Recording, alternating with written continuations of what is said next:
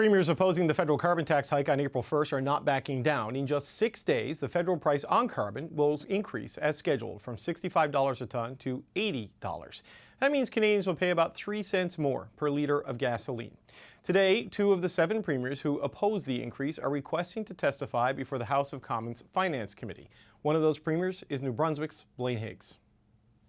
Premier Blaine Higgs joins me now. Premier, welcome back to the show. Thank you, David. It's nice to be here. So you've already made it pretty clear where you stand on the carbon tax. You've announced your opposition to this planned increase on April 1st. Why do you feel it's necessary to speak at the Finance Committee on this? Well, certainly, I think voices need to be heard from all over the country, and we're seeing leaders from all political stripes now joining in to say, you know, this is really the affordability issue that is causing the grief within our country. And so when you see that happening, you're hoping that the federal government will realize that it's this idea of taxing consumers at the pumps is not the solution. Affordability, we've said, is a federal policy that we just can't make up for policies that are just wrong. And this one is just wrong. So the more voices that are heard, the more opportunities that we get to speak about it. I think it's very, very relevant. And some provinces are impacted more than others because we don't have transportation, multiple forms of transportation like trains and buses and such. But when you look at this increase, we're talking 3.3 cents on a litre of gas. I mean, is that an affordability crisis issue when you look at all the other things through global factors and post-COVID lag that are really affecting Canadians, for example? Well, I think that at the end of the day, the whole carbon tax thing is worth, what, at 17.6 cents or something like that. And then we have more tax on heating fluids, like gas tax comes in now. And then the idea that this is going to continue to grow, and I guess if you combine it with the clean fuel standards, we're going to be quadrupling our taxes on fuels.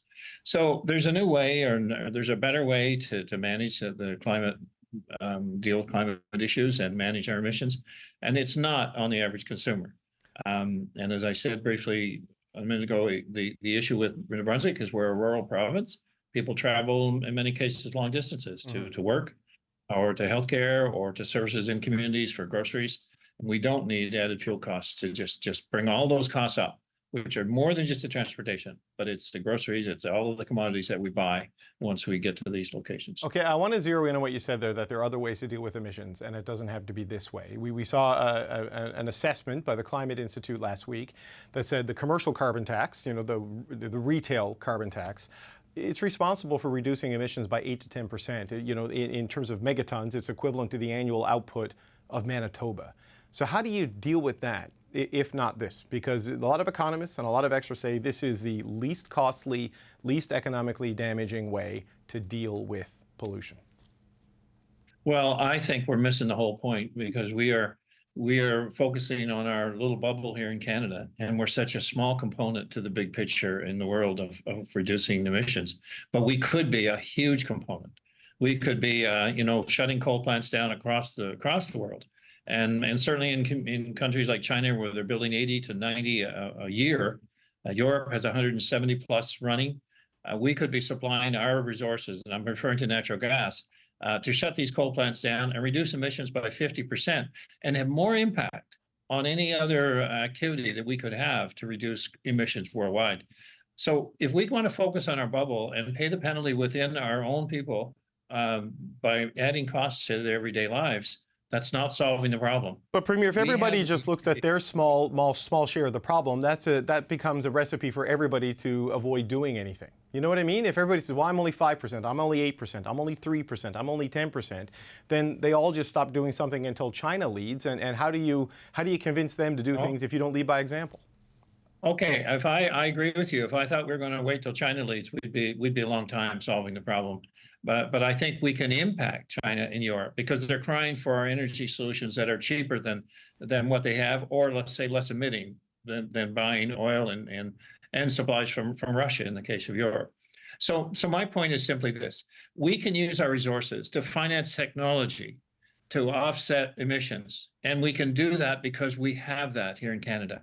We're probably the only country in the world that's not using its natural resources to fund technology and climate change initiatives in a real meaningful way.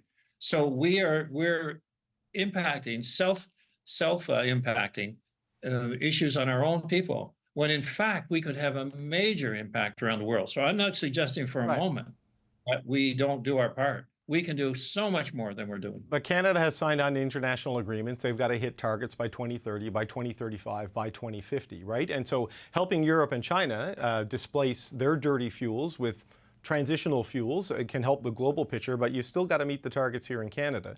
And I again come back to this question that everybody who says get rid of the carbon tax is not putting an alternative to replace it on the table. So you have the option as a premier to come up with a made in New Brunswick plan that gets you off the federal backstop.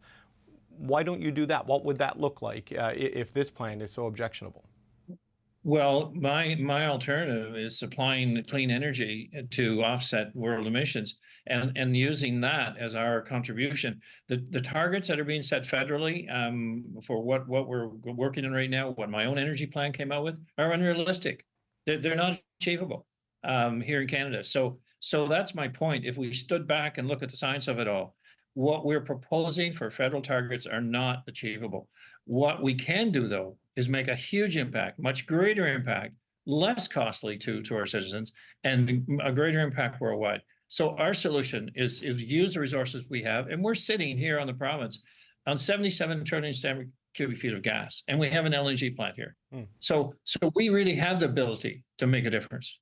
But you know, the Climate Institute in their report last week, and we've seen this from other, for example, the environmental commissioner who assesses how Canada is doing on these policies, shows that by 2026, Canada will actually hit the interim target, and the 2030 target, it's within striking distance if they implement the policy. So, I mean, it is making a difference, isn't it? The emissions curve is bent down, and removing these things, we'd be about 40% higher is the expectation, is the projection that these groups have put on the table.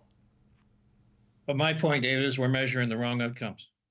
Where, you know, I don't believe these objectives are real. Certainly when you talk to electrification of automobiles and having the power to supply that, let alone the minerals to build the batteries, these factors are not going to be able to be achieved. SMRs, we're big into that. So when you say, what are you doing locally? Well, we're big in the SMR file. We're focusing heavily on hydrogen production, but it's 10 years out. It's 15 years out. So we're looking at right now. And we can have a major impact as long as we want to measure the small incremental difference that Canada can make. And what do we want? Do we want bragging rights to say, oh, well, in Canada, we're this much, 1.5% of the world's emissions, and we've reduced it to 1%. Meanwhile, we could have been reducing world emissions significantly more. Why can't we do both? Why can't we do both at the same time? Well, we can do both if we were able to develop our resources. And we have, new regulations that were put in place that basically restrict the development of gas projects. So who are you going to get to develop if you don't have a long-term future there of paying that development cost back? On the future of this policy in Canada, it seems, you and many other premiers are not, it's a split. Some want to pause the increase in the carbon price, some want to get rid of it altogether.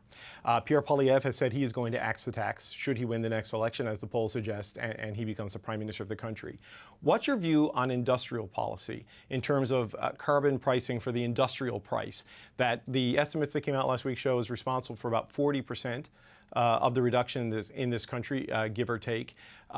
Do you support that? And have you discussed that with Mr. Poilievre in terms of what his policy on that would be if he's Prime Minister? I know you just were at a fundraiser together recently. Was this a topic of discussion? What can you tell us about that?